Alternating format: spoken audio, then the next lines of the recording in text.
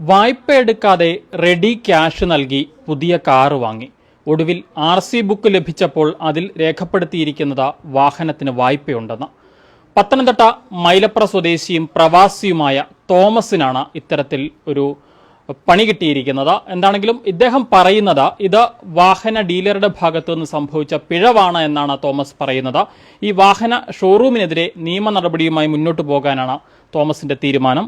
എന്നാണ് ഈ ഒരു വാഹനം എടുത്തതെന്നായിരുന്നു? ഞാൻ നവംബർ 20 ഈ വാഹനത്തിൻ്റെ ഒരു MVD രജിസ്ട്രേഷന് വേണ്ടിയിട്ട് ഇവർ അപ്ലൈ ചെയ്തിരുന്നത്. ഞാൻ വാഹനം എനിക്ക് ഡെലിവറി ചെയ്യുന്നത് നവംബർ 21. അപ്പോൾ അതിൻ്റെ ഒരു സ്ക്രീൻഷോട്ട് ഇവർ എനിക്ക് വാട്സപ്പിൽ അയച്ചിരുന്നു. അപ്പോൾ അയച്ചപ്പോൾ ഞാനത് നോക്കിയപ്പോൾ അതിൽ ഹൈപ്പോത്തിക്കലുടെ ഏസ് കണ്ടു. അപ്പോൾ ഞാൻ അന്നേരം തന്നെ അവരെ വിളിച്ചു, അവരോട് സംസാരിച്ചു. ഇതിനകത്ത് ഏസ് അപ്പോൾ പറഞ്ഞു അതൊരു ക്ലറിക്കൽ മിസ്റ്റേക്കാണ്, സാറിന് അത് RCയിൽ ഹൈപ്പോത്തിക്കൽ ഇല്ലാണ്ട് കിട്ടും, 100% ഉറപ്പ് പറഞ്ഞു. ഞാൻ അന്നേരം അവരോട് പറഞ്ഞു ഇത് RC കിട്ടുമ്പോൾ അതിനകത്ത് ഹൈപ്പോത്തിക്കൽ ഉണ്ടെങ്കിൽ അന്നേരം ഞാനത് ലീഗലി പ്രൊസീഡ് ചെയ്യുമെന്ന് ഞാൻ അവരോട് തീർത്ത് പറഞ്ഞിരുന്നു. അത് കഴിഞ്ഞു RC വന്നപ്പോൾ ഞാൻ അവരെ വിളിച്ചു പറഞ്ഞു. ഇപ്പം നവംബർ 20 ഞാൻ അവരെ നോട്ടീസ് ചെയ്തിട്ട് ഇത്രയും നാളായിട്ടും അവരതിനകത്തൊന്നും ഒരു കാര്യവും ചെയ്തിട്ടില്ല. ഇതെന്ത് വിലയുള്ള വണ്ടിയാണ്? മൊത്തം വണ്ടി വില 9,60,000 രൂപ ഞാൻ അവർക്ക് പേയ്മെൻറ്റ് കൊടുത്തിട്ടുണ്ട്. എൻ്റെ പഴയ വണ്ടി എക്സ്ചേഞ്ച് ചെയ്തതിനകത്ത് 1,50,000 രൂപ അതിൽ എക്സ്ചേഞ്ച് ഓഫറും വണ്ടിയുടെ വിലയും കൂടെ അവർ തന്നിട്ടുണ്ട്. ബാക്കി 8,10,000 രൂപ ഞാൻ അവർക്ക് ക്യാഷ് ചെയ്തിട്ടുണ്ട്. ഈ 9 ലക്ഷത്തിലധികം രൂപ റെഡി ക്യാഷ് നൽകിയിട്ടാണ് ഇപ്പോൾ വാഹനത്തിന് വായ്പയുണ്ടെന്ന് പറഞ്ഞ RC ബുക്ക് ലഭിച്ചിരിക്കുന്നത്. ഇത്രയും രൂപ നമ്മൾ റെഡി ക്യാഷ് കൊടുത്തിട്ടാണ് നമുക്ക് ഈ 8ന്റെ പണി അവർ തന്നിരിക്കുന്നത്.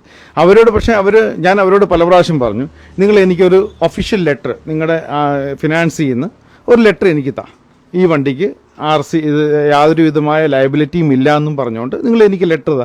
അത് ഇതുവരെ അവർ തരാൻ തയ്യാറായിട്ടില്ല. കാരണം ഇവരുടെ പല രീതിയിലും എനിക്ക് എന്തോ ഒരു ഫ്രോഡൻ്റ് അതിനകത്ത് എനിക്ക് ഫീൽ ചെയ്യുന്നുണ്ട്.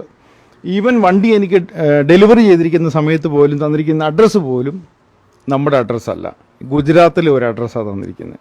അപ്പോൾ ഇതിനകത്ത് എന്തൊക്കെയാണ് കള്ളക്കളികൾ എന്നുള്ളത് നിങ്ങളെപ്പോലുള്ള മീഡിയാസ് വേണം അത് കൂടുതലായിട്ട് തെളിയിക്കേണ്ടി.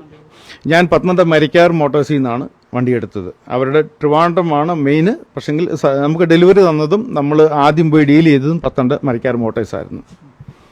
അവരാണ് ഇതിൻ്റെ മെയിൻ ഏജൻറ്റ്. ഇവരുടെ ശ്രദ്ധയിൽ ഇത് പെടുത്തിയിട്ട് 1 മാസം കഴിഞ്ഞു, ഇതുവരെ അതിനൊരു പരിഹാരം ഉണ്ടാകുന്നില്ല എന്നുള്ളതാണ് താങ്കളുടെ പരാതി. അതെ, ഞാൻ അത് മാത്രമല്ല, ഞാൻ പത്തനംതിട്ട പോലീസ് സ്റ്റേഷനിൽ കംപ്ലയിൻറ്റ് ചെയ്തിട്ടുണ്ട്.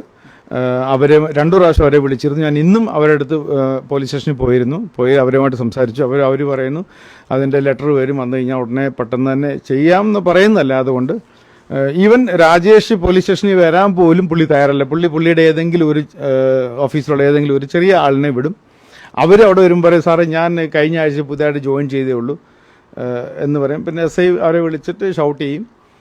ഇതാണ് ഇപ്പോൾ ഒരു 3 പ്രാവശ്യം ഞാൻ പോലീസ് സ്റ്റേഷനിൽ പോയി. ഇതാണ് നടന്നുകൊണ്ടിരിക്കുന്നത്. ഞാനിപ്പം കൺസ്യൂമർ കോടതിയിൽ നാളെ കേസ് ഫയൽ ചെയ്യാൻ വേണ്ടിയിരിക്കുകയാണ്.